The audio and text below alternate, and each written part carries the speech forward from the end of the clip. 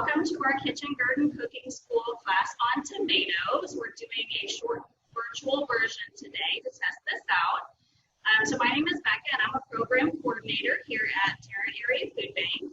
And with me today is Katie. She's a dietetics student at TCU and she will be teaching our nutrition portion today. So when we have a chance, we'll send you over to Katie and she will tell you all the good reasons why you should be eating tomatoes.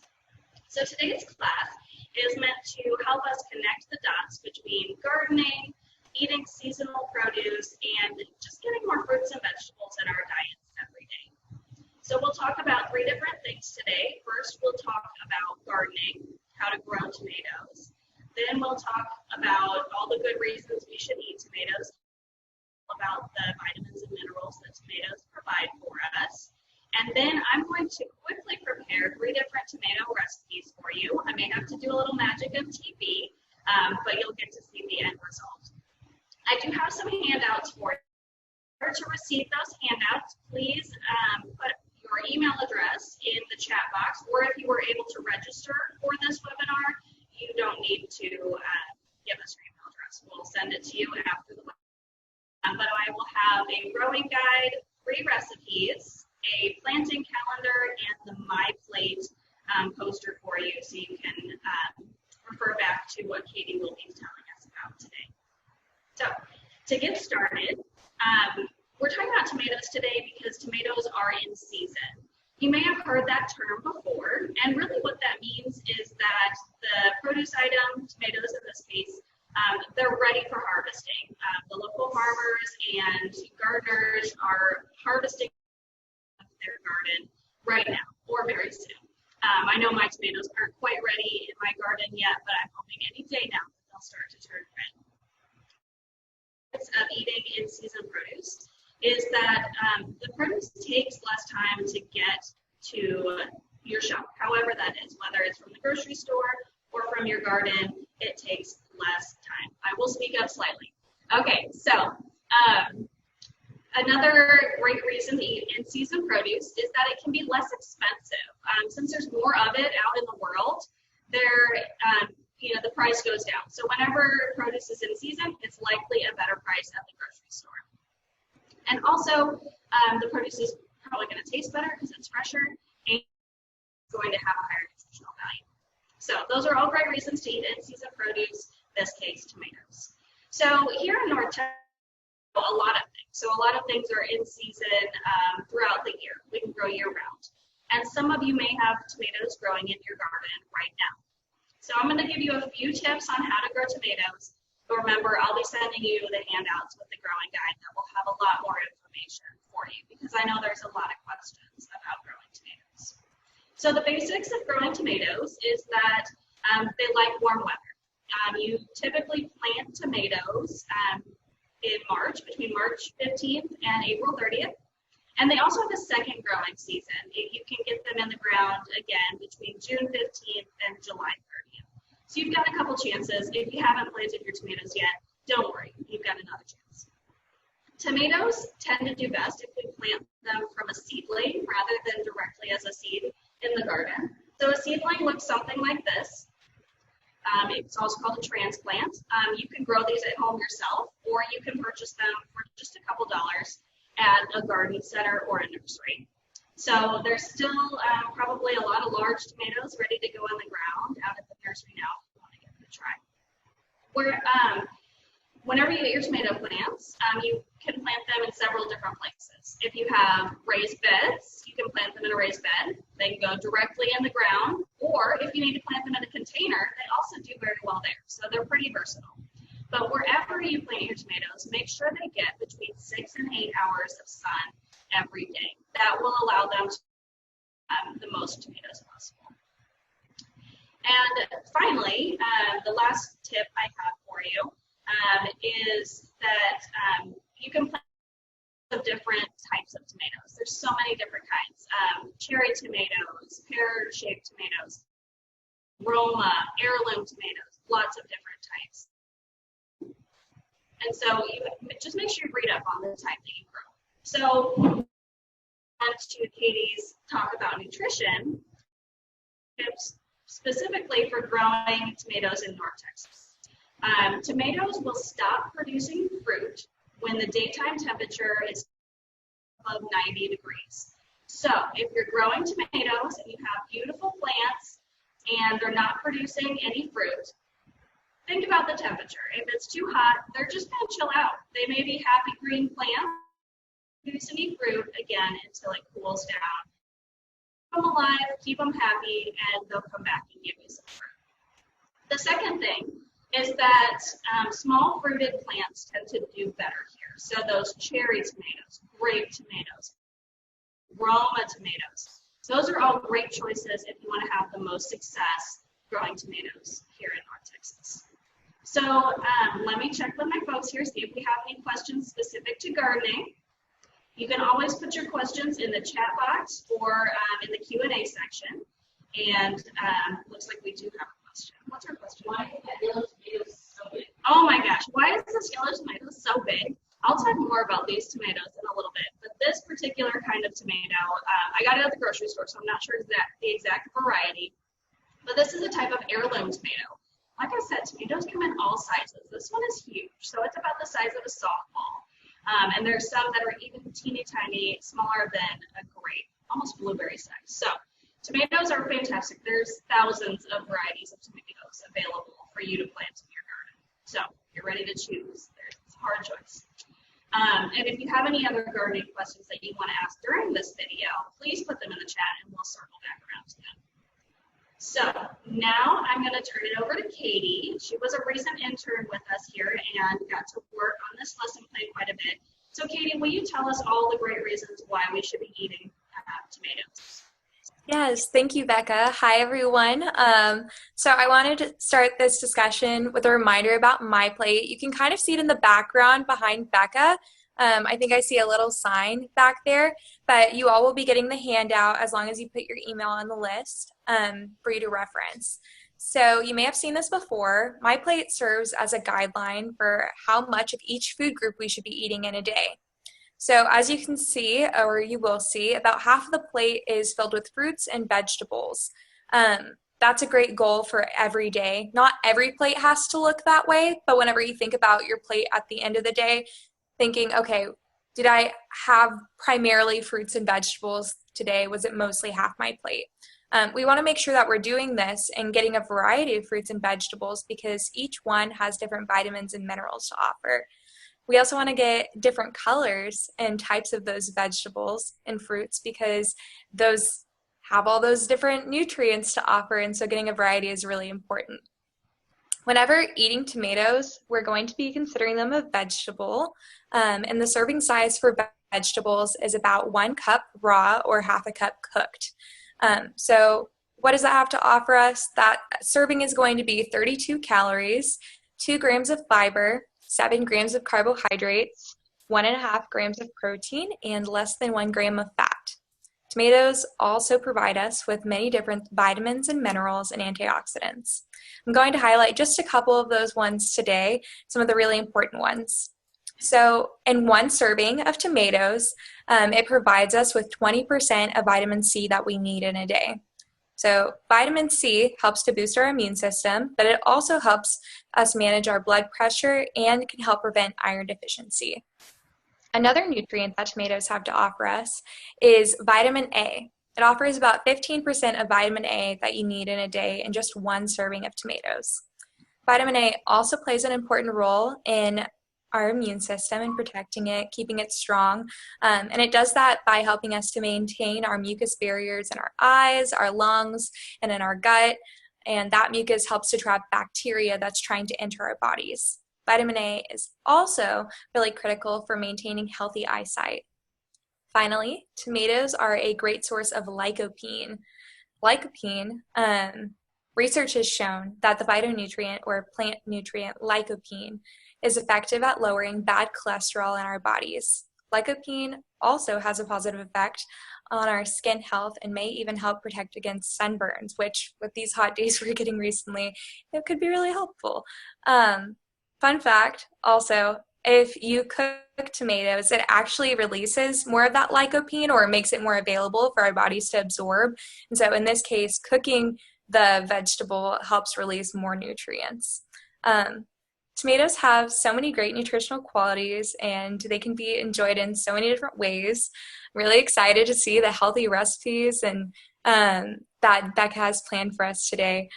Does anybody have any questions? Or if you have any questions later, feel free to add it to the chat box or the Q&A, and I would be happy to help answer those. I'm looking at the box.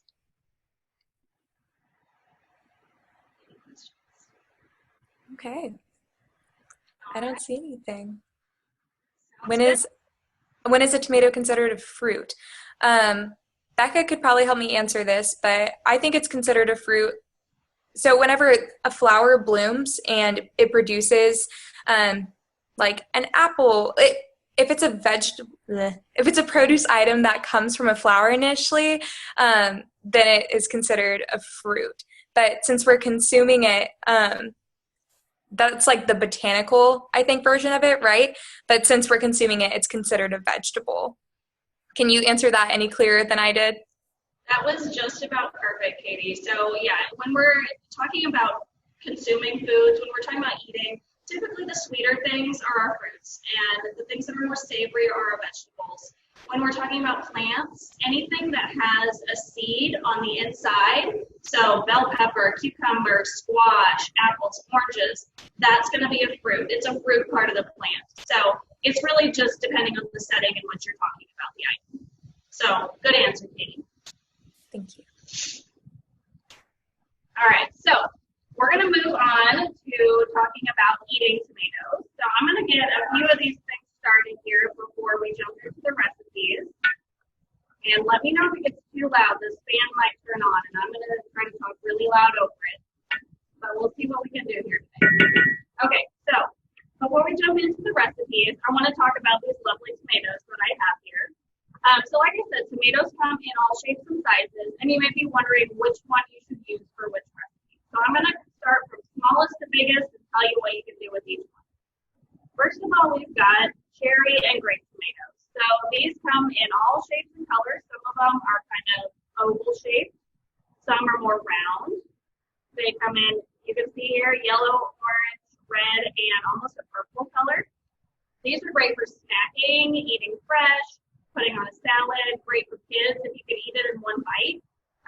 These would not be good for something that you need to do a lot of chopping. If it's your last resort, go for it. Use a cherry tomato, but it's not going to be the easy. These also tend to be a little bit sweeter, so if you don't normally like tomatoes, you may like cherries. So give them a try. The next one I'll show you is aroma tomato. So Roma tomatoes you may have heard of before. They're pretty common. These are pretty easy to chop up. They're also great for sauces, salsas, and soups because they have a smaller water content on the inside. They have fewer seeds. And so we're going to use Romas today in our soup recipe. Next, we have slicing tomatoes. So these come in all shapes and sizes.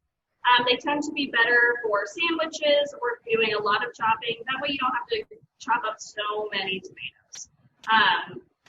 These have a higher water content, so they're not going to be as good for soups and sauces. But if you have it in a pinch, go ahead and use it. See if you like it.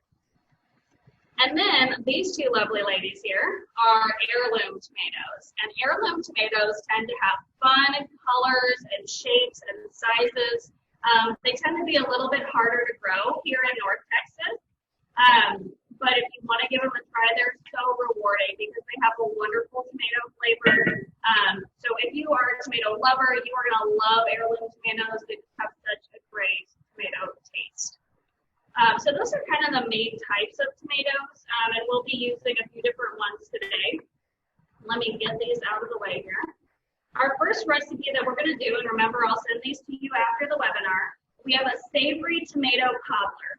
So I started our onions and garlic in the skillet already, and we're using a cast iron skillet, so it can go directly into the oven. If you don't have a cast iron skillet, go ahead and saute them up in a different pan and transfer them to an oven-safe container for the baking part of the recipe. So for this recipe, we are going to use grape tomatoes. This would be a great recipe if you have a tomato plant at home that's producing a ton of tomatoes.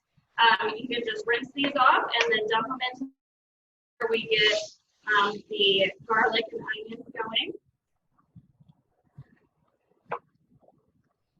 So the rest 2 pounds of tomatoes, depending on your pan size, you may want to add a few more. You want your pan to have a nice single layer of tomatoes at the bottom. So I'm going to add a few more of these bunches here just to fill my pan out. Okay, so we've got our tomatoes. We're going to add our fresh basil and our thyme. If you don't have fresh basil, use dried basil. Just use a little bit less. And we're going to let this saute just until the skins start to break a little bit on the tomatoes. We're going to end up putting this in the oven, so we don't need to cook it for too long. But you want to make sure that the tomatoes get coated in the oil and you mix the onions and the garlic around. And then when they're starting to look really good here, they're going to warm up nicely. And put just a little about the dough.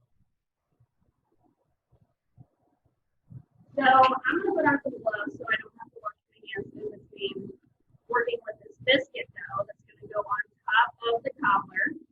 This is one of my favorite dishes that we made. It's it's comforting, but it's also so healthy. And it's a great way to have kind of that savory biscuit in a dish. So I made the dough ahead of time, but you're going to make it kind of while your tomatoes are cooking. So this dough, if you can see, it doesn't make a lot. It makes enough for about 4 biscuits to go on top of the cobbler. So if you want to make more biscuit dough, go for it. Add some on top, especially with this skillet. It's a little larger than what I'm used to, and so there's going to be some tomatoes showing. Totally fine. So once you get your dough ready, it's going to be really sticky. It's also really easy to make, which I like because I am not great at making bread. So this is a nice, easy recipe. But you can see it's very sticky. You want to make kind of small hamburger size patties and then spread them out. And they don't have to be perfect. Just flop it on top. All right, so we got 1 biscuit on there. I should have tried my skillet off first. So I'm going to do that.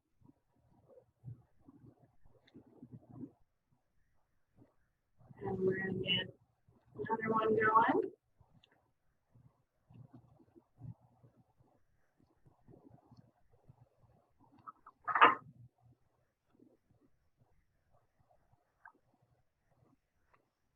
And basically, the next step is we're going to put this in the oven for about 20 to 25 minutes until these biscuits turn nice and golden brown. And that's really all there is to this dish. So it seems really fancy, but it's super easy to make. You didn't have to do much chopping, only a little mixing, and toss your tomatoes right in. Okay. If I can get these off without making this. All right. So there's that.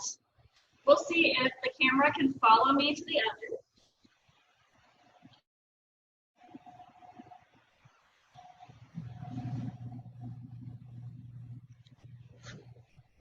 We're going to put this in for about 20 to 25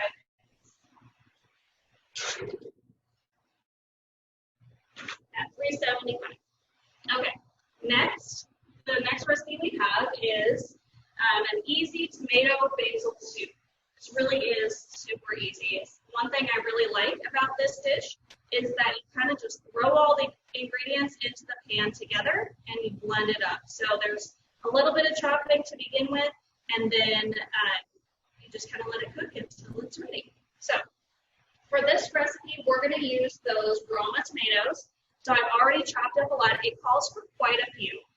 It calls for 10 cups of Roma tomatoes. For me, that was about 15 tomatoes. And they were on a great sale when I bought them just recently. So they should be a good price for you as well. Or if you have a lot of tomatoes coming out of your garden, go ahead and just mix them together, chop them up, and use it. So we're going to get our onions and our garlic in first. Make sure to heat up your pan and heat the oil first. Helps if you turn the stove top on. All right, so we're going to let that warm for a minute. When we're using these Roma tomatoes, we're going to take the seeds out of the middle so that we don't have a lot of seeds floating around in our soup. You can also remove the skins. That's an extra step. You definitely don't have to. The soup is great with the skins on, but some recipes do call for you to remove the skins. So that involves blanching the tomatoes, which is basically dunking them in boiling water and then dunking them in ice cold water so that the skin pulls back and you can remove it. So that will maybe give it a little bit of a smoother texture, but it's really great with the skin as well. So we're going to go ahead and put our onions and garlic in here that we've already diced up. When you're cutting the vegetables for the soup, you don't have to cut everything up very small because you're going to cook it for about 10 to 15 minutes. And so it's going to break down. Everything is going to be in the pot together. You're going to have the lid on, and it's going to cook very well. So you only need to cut them up into, inches and a half pieces. And it doesn't have to be perfect. So it's nice and easy. All right, so we'll let that saute for just a minute while we get our tomatoes ready. So like I said, we're going to be using Roma tomatoes.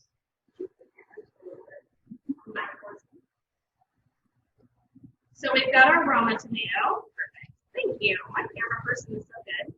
We've got our Roma tomatoes. We're going to cut the stem end off, so just a nice straight cut. And then I like to just cut it in half. If you want to cut it into thirds, you could do that too. And then what we're going to do is we're going to take the seeds out. So the seeds are on the inside. They're really meaty. Like I said, they don't have a lot of water content. So there's only a few seeds in here. So you could take a spoon, a teaspoon, a grapefruit spoon, or a melon baller and just scoop the inside out. So it doesn't take too long. You could even use your fingers. You could have your kids help. I'm sure they would love to give you seeds. So take the seeds out. You're going to put them in a compost pile. And you're going to do that for all 10 cups of the tomatoes. And then, like I said, you only need to cut them into about inch and a half.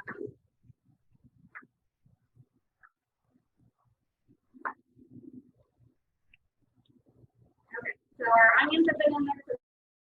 So we're going to put all of our tomatoes in there.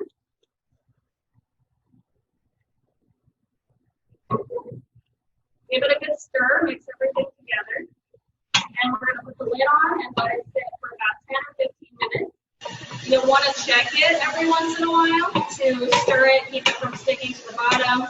But just put it on medium heat. You want it to have a little bit of a simmer, but not a rolling point. Okay, so that's our soup. We're 2 recipes down. Our next recipe is a chickpea and tomato salad. So for this recipe, we're going to use slicing tomatoes. You could use the beautiful heirloom tomatoes that we have. We're going to use a nice vine ripened tomato that was also on sale. Most of the tomatoes are on sale right now. This one has a higher water content. It might be a little bit softer. So when you're cutting softer tomatoes, you might want to use a serrated knife. For the Roma tomato, it was nice and firm, so my regular chef's knife worked fine for that. But I think for this one, I'm going to use a serrated knife. They even sell specific tomato knives because it can be kind of tough to get through that tomato skin. So I already have the rest of our vegetables chopped up in a bowl, and it's a beautiful green, white, and red salad. We have cilantro, basil, green onion, white onion, a red pepper, and then our tomatoes and chickpeas. And then we'll have a nice balsamic vinaigrette dressing to go on top of it. It's such a nice, fresh recipe, and it saves well also. So you can make it at the beginning of the week and have it for lunches the whole week. So to slice our tomato, I'm going to move my cutting board just a little bit so y'all can see me a little better. I'll come out here. That didn't help too much. We'll move to the middle. Okay. Or maybe at my camera. Can you just turn my camera towards me a little bit? There we go. Here I am. Okay. So we're going to cut the stem part off again. If you are careful, you could use the knife and kind of pare it out of there. But I'm just going to cut the end right off. And then put this in my compost pile. So then, since you have a nice flat surface, you want to put that flat surface, your tomato's not rolling all over the place, especially if you're going to have trouble getting through that skin. So cut it in half, maybe into some slices, fingers out of the way, and then go ahead and lay those slices down and just chop them into bite-sized pieces. You want everything in the salad to be about the same size, so you could use your chickpeas as a guideline and cut everything about chickpea sized. And that'll just make it nice to be able to get a little bit of everything in each bite of this delicious salad. So I'm going to use, I think I used 3 tomatoes for this salad because the tomatoes were a little bit smaller. If you like tomatoes a lot, go ahead and add a few more, or if you want it to be more balanced, you could take one out. Use your best judgment. The recipe is just a guideline. Okay, I'm going to toss these in and give it a quick stir.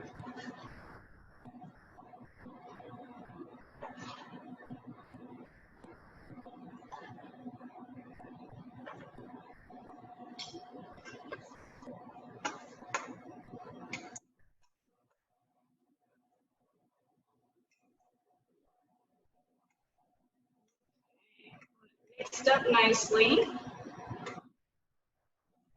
Red, green, and white going on there. And then we'll add our vinaigrette dressing. So it's just a little bit of olive oil, a little bit of vinegar, balsamic vinegar, and then our salt. And if you don't have balsamic vinegar, try a different kind. Red wine vinegar or white vinegar would be fine. Okay, so we've got our dressing on there. There's a little salt in there also. Not too much. And we're going to give it a good mix.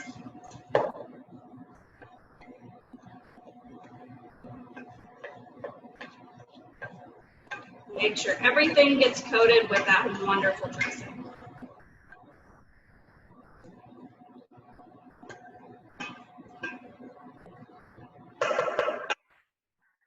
So there's our salad all ready to go.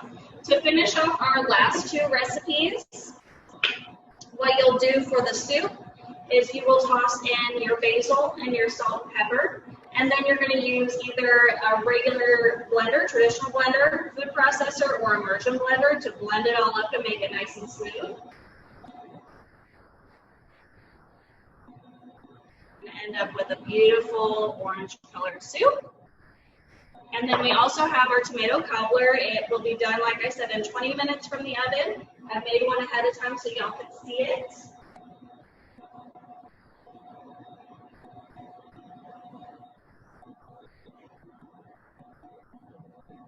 Look at that, with our beautiful biscuits right on top. You can cut those biscuits in half and serve them. You're going to have people coming back asking for seconds. All right, so before we wrap up today, are there any questions that I can answer? Have we gotten any good ones? Okay, so Michelin is answering some questions for us on the Q&A. Let's see if we've got any others.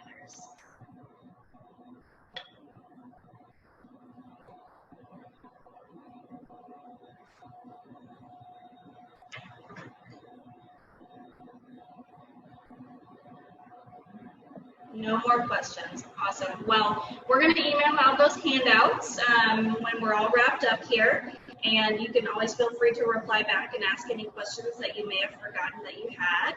I wanted to thank Katie for helping us with the nutrition portion of today's lesson, and hopefully we'll be back here doing more virtual lessons until we can get to be in the kitchen with you again.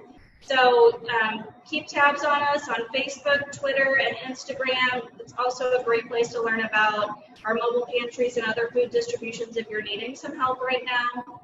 And you can follow us on our Eventbrite page also, TarrantAreaFoodBank.eventbrite.com, or just visit TAFB.org to get all the information about our programming and find food close to you. All right, thanks everyone for participating with us today, and I hope you get a chance to make these recipes soon. All right, we'll see you next time. Thanks.